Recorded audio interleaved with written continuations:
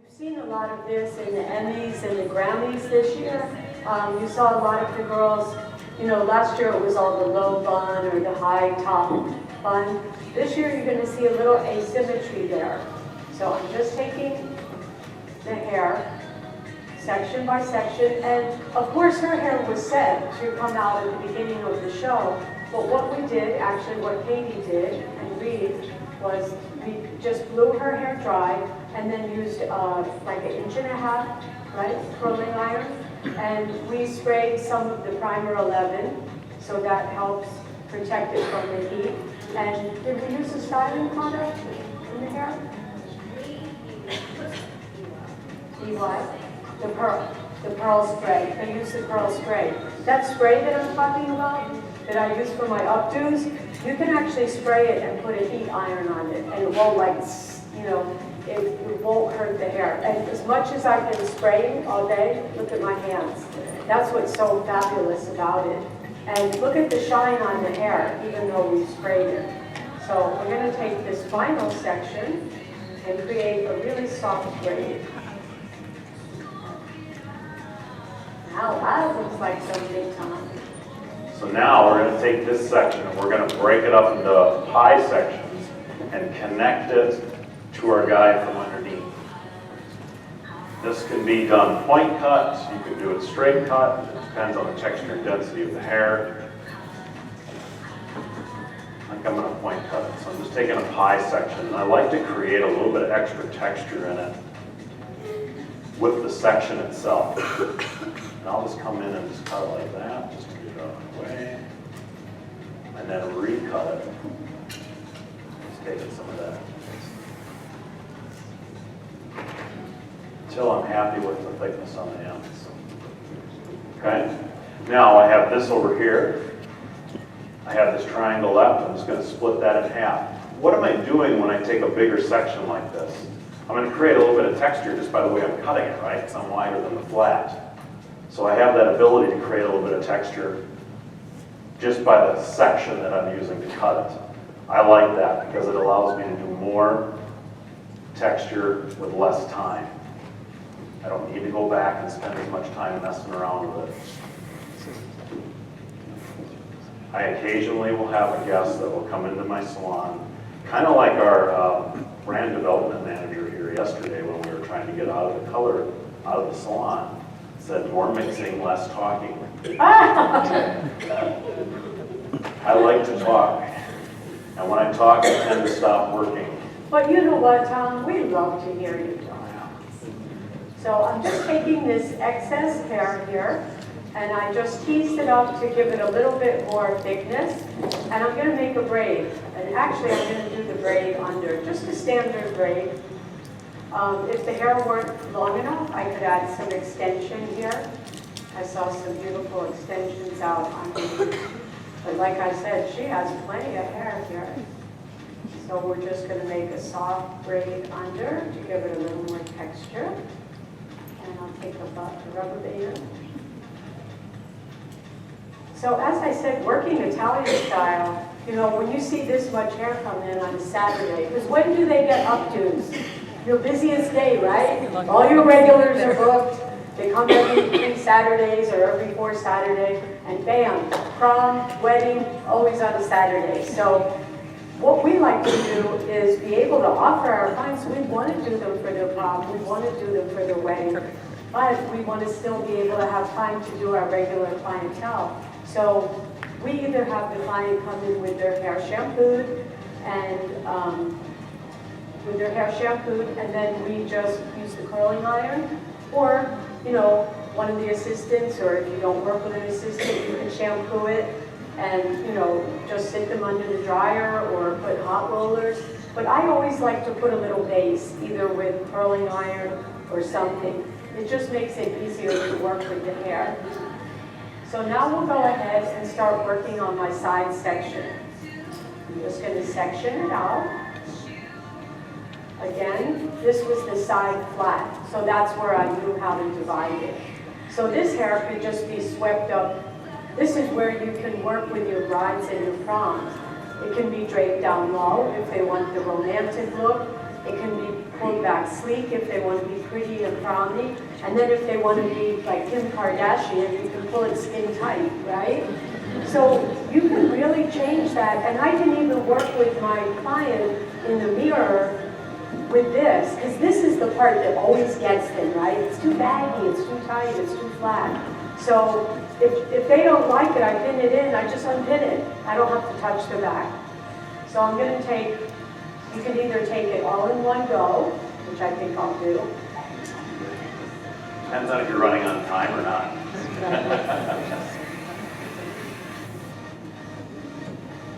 Take that hair over. I'm sorry, I didn't want to interrupt you. Over. I have two side sections now. We basically went from, created a section from the back of our part here down to the temple. And then on the opposite side, we took the section from our part line to the eyebrow arch. So they're a little asymmetric.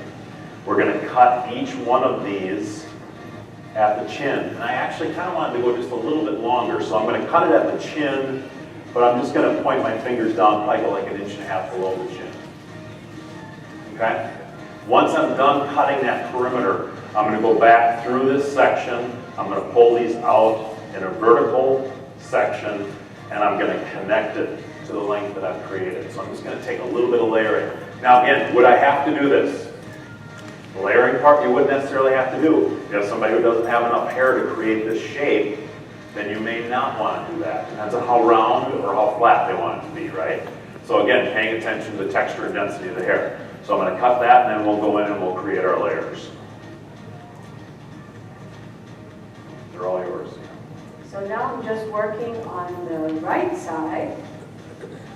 Right, so I've got this piece of hair. What do I do with this? If I don't know, I can just completely hide it. Or if I want to add a little more volume up on the top, I could create some more curls, which I think I'll do.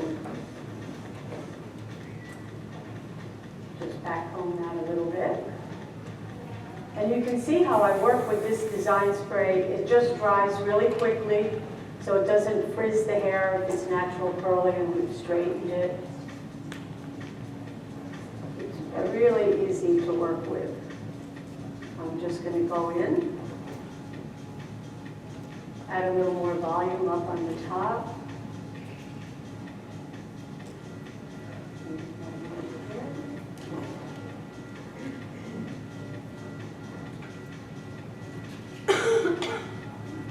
So I can divide this into 1 or 2 more sections, whatever I like. Sometimes when they have short layers, you want to leave little pieces down. We don't here today, so I'm just going to pull it up.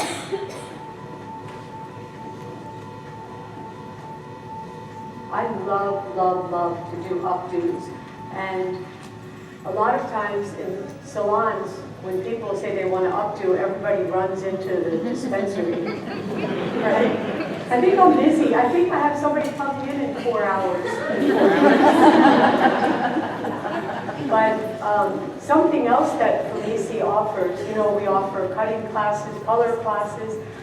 It's my specialty, actually. And we have a great evening hair class that can come to your salon or to your distributor. And we just do updos, and I demonstrate 2 or 3, and then Framesi gives you a mannequin, and we actually have a workshop. It's so much fun, and it's my favorite class to teach. So, like Tom said, February or March, if you need an updo class, I'm available. That's when Becky and Jonathan know if they need, can you come down for 5 days and do this and that and this and that? They know if they ask at that time frame that we'll do all this kind of stuff. 30 below zero last, I think it was March or something. We had the longest stretch of below zero we've ever had. Our coldest day was 40 something below. That's the temperature. That's not the wind chill, that's the temperature. And I think like that end of that week, Becky called me and said, could you try to squeeze in a Discover down in Fort Lauderdale? Let me look at my yes.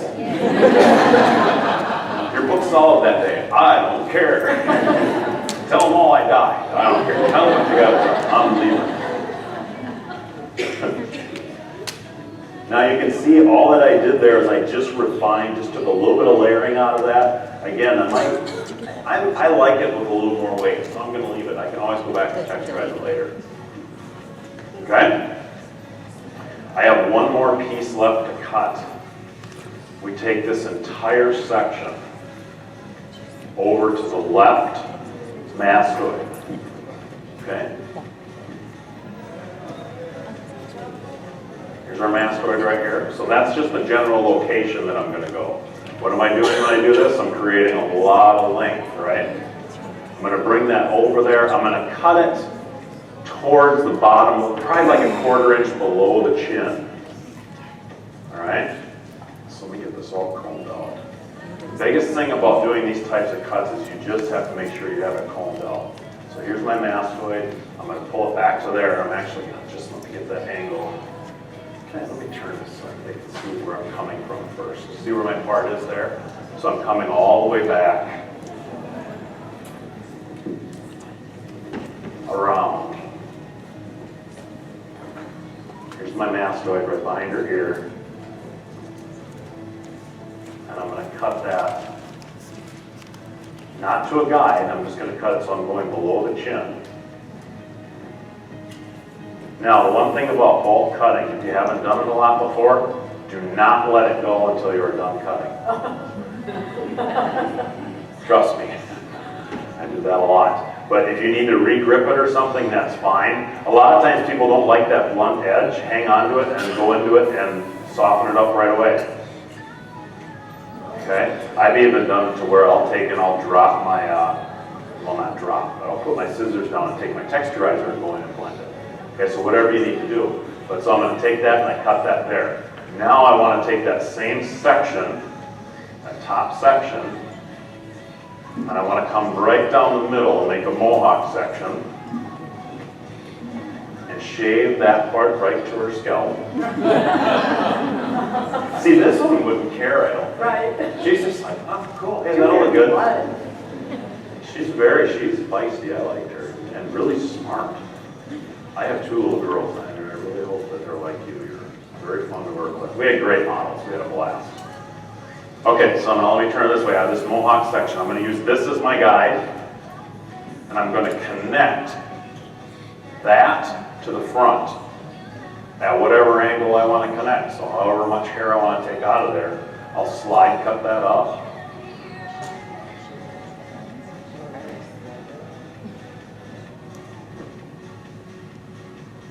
And then I'm going to continue with those horizontal sections, taking each piece and that whole section up to that height, and connecting it to that. So I'm just, again, adding a little more layering so we're not so heavy. But you will run out of hair, correct? In a very short amount of time, you'll run out of hair.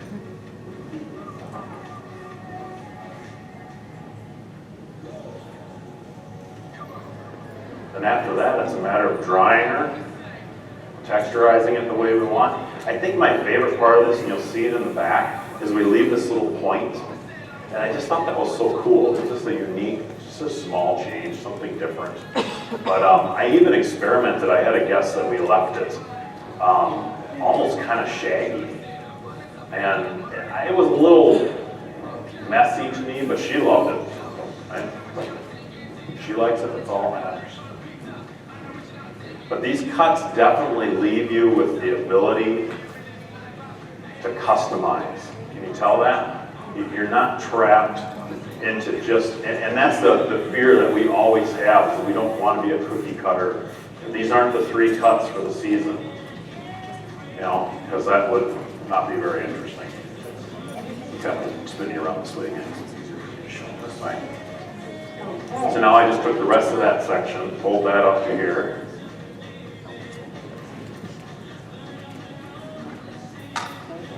Looking great.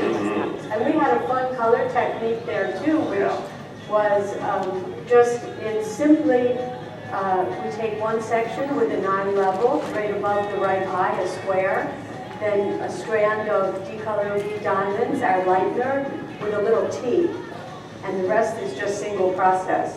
This is my little updo goodie bag that I take everywhere, and I have in the salon. I keep these things filled up. Because one of the reasons people run in the back, I think, with updos is they have to find everything and the pins and the rubber band. But whenever, because I do a lot of fashion week and photo shoots and things like that, you never know when you get there what you're going to need. So I always have little pieces of old ribbon to kind of cover up the rubber band, or maybe put through the braid, clips, pins, some sewing needles, and my favorite little thing here is vintage, what is it? Topsy tail, which I'm going to use right now. And I'm going to experiment here. I'm going to have my friend Katie hold this for me. And I'm going to experiment with our So Stiff. I already crimped this. It's kind of crimped. So I don't know if it's going to do what I want, but we're hairdressers, so I think a little bit more.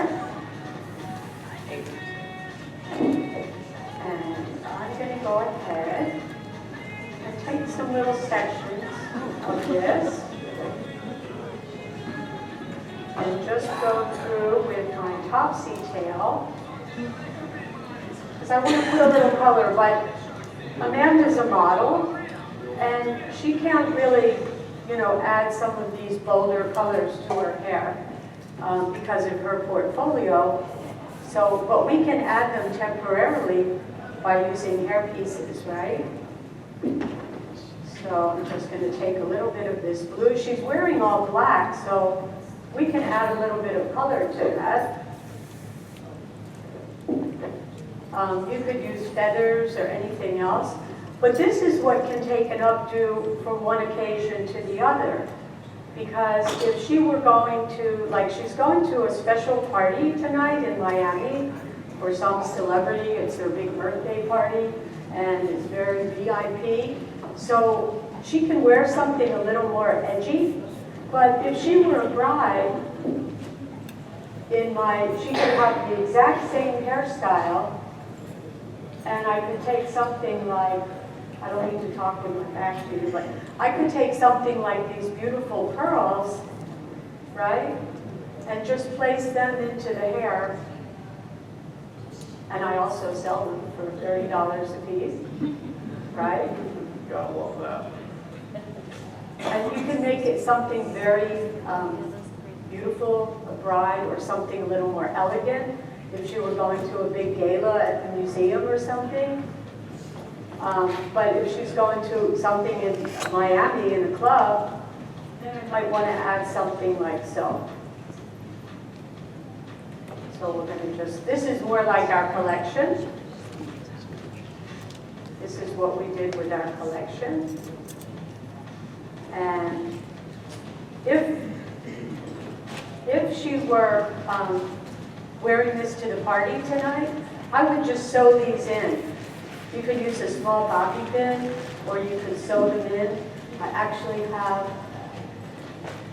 these little baby bobby pins if I don't want it to fall out. Or I could just take my needle and thread and sew it in. So we'll keep adding it. How you doing there, Tom? You're doing good. I'm using a texturizing technique just to kind of make this stack a little more without taking a lot of the length out. Basically what I do is I take my texturizing shear and I'm going to angle it like this, and I'm going to go in, and as I work my way up in a vertical section, I'm going to go from closer to the head to further away. So you see where I'm starting close to the head, and then the next clip is a ½ inch out, and the next one's 3/4 of an inch, and as I get to the end, now I don't want to do the very end, but I'll end about an inch away from it. And then I'll drop it, and what that does is it gives me that little more of a cupping, really easy. Keeps the length, just takes some of the weight out of it. So I'm doing that. I did a little bit of texturizing on the underneath on the sides. And once I finish this, I'm going to put a little corrective moisturizing fluid, a little wheel, a little glaze, my favorite concoction of the day. Dry her up.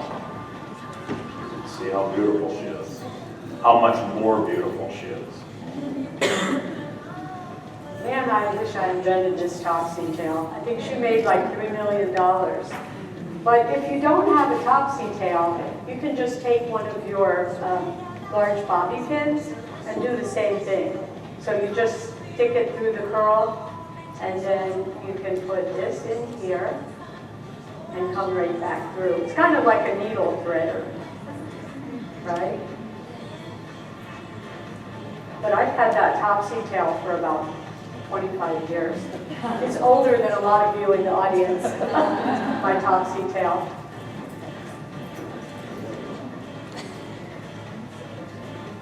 Now I just took, and here's the nice thing about when it comes to, I mean, I was in that group where we whittled.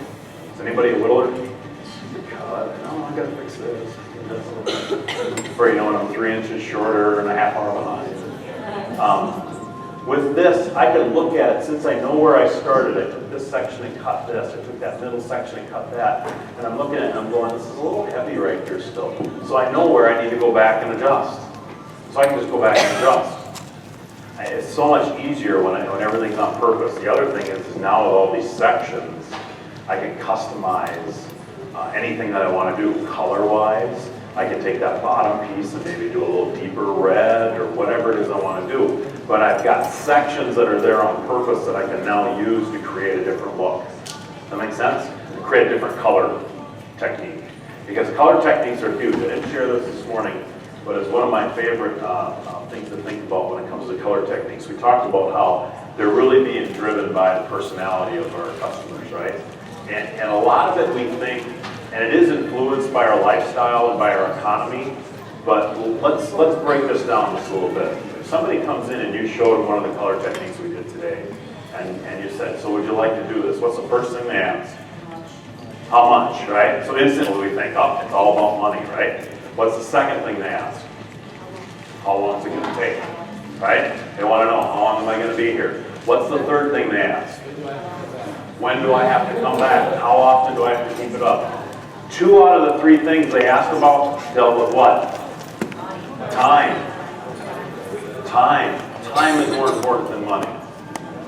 Okay? They care more about the time factor. So that's why the techniques are faster. They're smaller pieces. They're very on purpose. But the other side of that is the personality side. Nike. Everybody knows Nike, right? Everybody knows the swoosh. Have you ever been on their website and designed a pair of tennis shoes? You can go on the Nike website, design your own tennis shoes. I can put my salon colors. I can put the salon's name on my tennis shoes. I can make the Nike swoosh invisible. Think about that for about 10 seconds. They spend billions of dollars to get you to recognize that swoosh. And what they're telling you is that you as a consumer are more valuable than our brand. Your personality is taking over the idea that we have to have our brand first. If you think about it, look at designer jeans. When I was a kid, if you didn't have Girbauds or Guess, you know, I mean, I always wanted to get the ones that was Girbaud, you know, you had the tag on your zipper, Allison. You're cool, you're looking at the tag. Right? Or they had the upside down triangle for the Guess, right? Now, name the most popular one. There's 100 of them. Because it's not about the symbol or the simple designer. It's about you. It's about the designer wearing the jeans. That's what our guests are looking for. They don't want a color technique that everybody else has done. They want something that you created for them. And it needs to be fast, and they don't want to be committed to it. How you doing there, Tom? Are you going to blow I'm dry? going to dry her up. Should I do maybe a quick, another updo? Yeah, whatever you would like to do, go for it. I'll be done in a couple So minutes. let's have you look at this, and if I could have Amy, She's beautiful. That's just beautiful. you could take a walk and let us see that.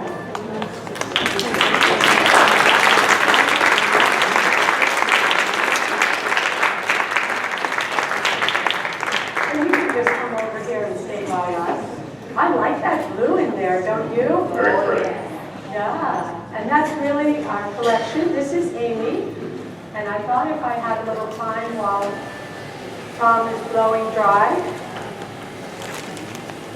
One thing about the collections this season, about the color, about the cuts and about the styling is that it's called reverso. So you want to have color that when they comb it one way, it looks one color. When they part it the other way, it looks another color. And also, you have the smooth texture and then the curly on the bottom.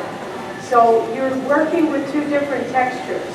This particular haircut has a very nice look to it because the young girls still have their nice long wavy hair, but they also have a shorter haircut within. So just something real quick while Tom's blowing dry there is if I take a rubber band and, you know, I thought maybe braids were coming out because we've been doing them so long, but on the runway, even for this next spring and summer, which we just did last week in New York, braids were everywhere. But they're a little bit smoother. We were doing them quite rough. They've gotten a little bit smoother. And so I'm just going to brush this through a little. But they're very soft still, especially for next spring. But this is something that I like to show my client right within the salon, ways that they could wear their hair, other ways that they could wear it. And even though I use the So Stiff spray, look how I can brush it out. The sprays are really amazing. So I'm just going to take a very soft braid right in the back, using my fingers so it's not too perfect, like so. But with this particular haircut, this gives our client an option of another way to wear their hair. So I'm just going to take that soft braid, like so, which she could wear down, but now it almost looks like she has like a short haircut, right? Now she almost has a short haircut. So if she wants to have that kind of feeling, I can even take that braid. This would look great with jeans or a shirt, but if she were going out in the evening, I could create it into a chignon or even tuck it all the way under, and it would really look like she has a short haircut. So you can have a lot of fun with that. One thing I like to work with too is if we wanted to do something, you know, one thing with updos, they don't go in or out of style because it depends on what they're wearing. If the bride is wearing something romantic, I might just do a soft braid and use one of my fillers and just wrap it up like so. And then you can just pull the hair right around it and give her kind of that Great Gatsby feeling, right? Take some of this hair out, take a few pins. The braid gives it a little bit of texture.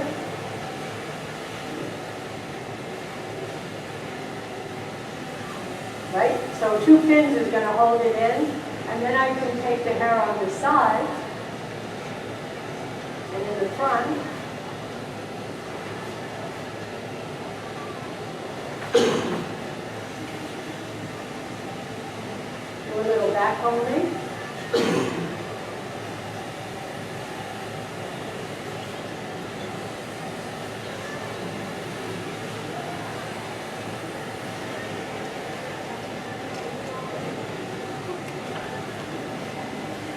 Oh, gotta brush it.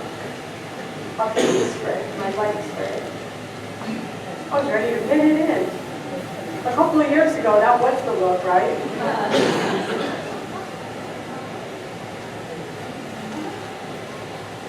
So I can just take that now, brush it around.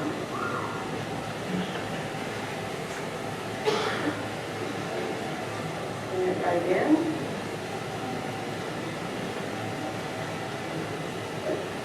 Brush it around.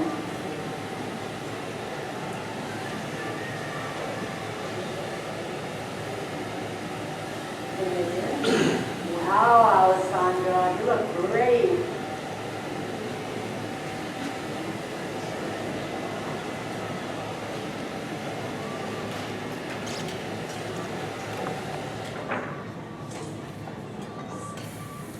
Now I'm almost looking right over here.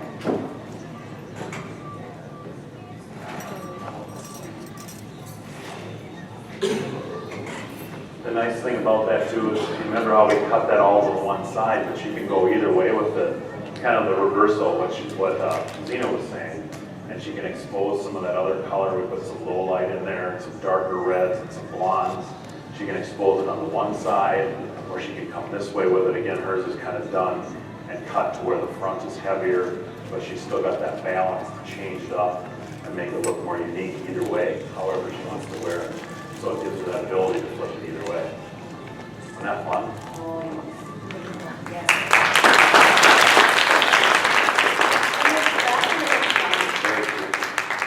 Very cute.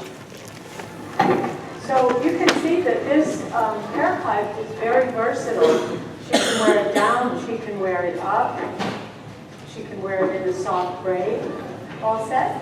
Yes, I am. Have it up there. Okay. So you want to stand up and let them have a closer look? Go right ahead. I'll stand up.